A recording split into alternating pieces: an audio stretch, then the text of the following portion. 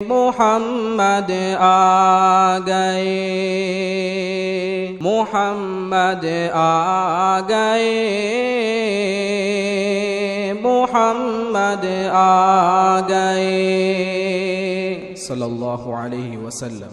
میرے پیارو، میں نے کہا نا قرآن کی بھی قدر کرو، قرآن والوں کی بھی قدر کر جاؤ۔ آپ نے ایک عورت کا نام سنا ہوگا، اللہ دیکھو کتنا پیارا ہے، حضرت رابعہ بصریہ، سنا نام سنا؟ ہاں بولو نا، سنا۔ حضرت رابعہ بصریہ کا نام سب نے سنا ہوگا۔ انتقال، حضرت رابعہ بصریہ کا انتقال ہو گیا۔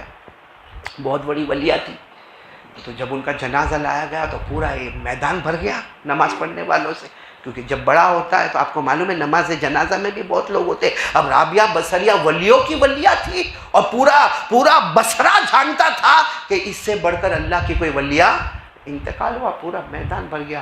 اس میں ایک گنہگار بھی نماز پڑھنے آیا، اور وہ گنہگار کون تھا معلوم؟ شرابی، کبابی، جواری، اور سب سے بڑا اس کا کام تھا کفن چوری کرنے میں۔ اور وہ جنازے کی نماز میں جان بوجھ کے جاتا تھا۔ کیوں جاتا تھا؟ تاکہ پورا معلوم ہو جائے کہ اب یہ جنازہ اٹھے گا، کون سے قبرستان میں جائے گا، کون سی جگہ پہ دفن ہوگا۔ تو رات کو جب سناٹا ہو جاوے قبر کھودتا تھا، کفن نکالتا تھا اور بازار میں بیچ دیتا تھا، اور اسی پیسوں سے پھر شراب اور کباب اور عیاشی یہ سب کرنا عادت تھی۔ میں بات سمجھ میں آئی یا نہیں آئی؟ تو کفن چور بھی اس میں تھا۔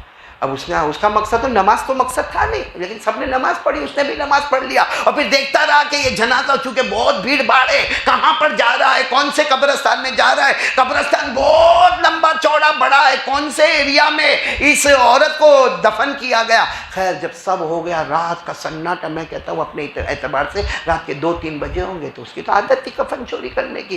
گیا، جیسے قبر کے پاس گیا، بھائی اللہ کے ولیوں کا ایک رعب ہوتا ہے، بولو اللہ کے ولیوں کا ایک وہ قدرتی رعب اور دبدبہ ہوتا ہے، جو حالت حیات میں بھی ہوتا ہے، حالت ممات میں بھی ہوتا ہے، زندگی میں بھی ہوتا ہے۔ اور قبر یہ گیا، وہاں گیا، اور جیسا گیا تو یہ ہاتھ کانپنے لگا، نہیں یہ ان کا کفن چوری کرنا بہت مشکل کام ہے، نہیں کیا، آ گیا واپس۔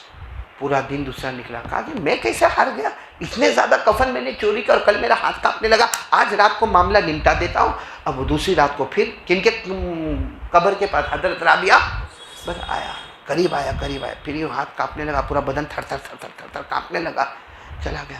پھر اپنے آپ کو سوچا کہ یہ میرے سے ایسا کیوں ہو رہا ہے؟ میں نے کئی قبرستان میں گیا ہوں، کئی قبروں کو کھودا ہوں، کئی کفن چوری کیا ہوں، اور کتنے کفنوں کو مارکیٹ میں بیچا ہوں، اور میں شراب پینے والا، میں ہر طرح گناہ کرنے والا، میرے کو کیا ہو گیا؟ میری ہمت کیوں کمزور ہو گئی؟ تیسری رات بڑی ہمت کر کے، بولو کس کی قبر پر؟ حضرت رابعہ بصریہ۔ جیسا بھی قبر کو چھوا نا کہ اندر سے رابعہ بصریہ کی آواز آئی، ارے جس کی بخشش ہو گئی، جس کی بخشش ہو گئی اس کے کفن کو چوری کیا جاتا ہے، اور چوری کرنے والا بھی وہ جس کی بخشش ہو گئی، بھائی جس کی معافی ہو گئی اس کے کفن کو چوری کیا جاتا ہے، اور جو چوری کرنے آیا ہے اس کی بھی معافی ہو گئی۔